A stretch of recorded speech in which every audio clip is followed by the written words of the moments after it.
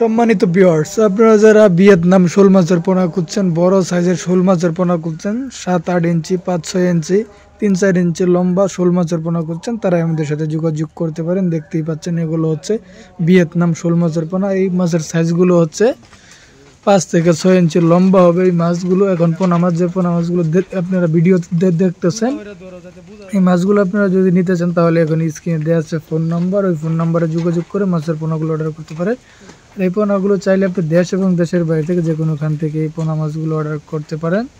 দেখতেই পাচ্ছেন কত সুন্দর, সুস্থ, সবল এক সাইজের ভিয়েতনামের শোল মাছের পোনাগুলো। এই পোনাগুলো চাইলে আপনি যে কোনো পুকুরেই চাষ করতে পারেন।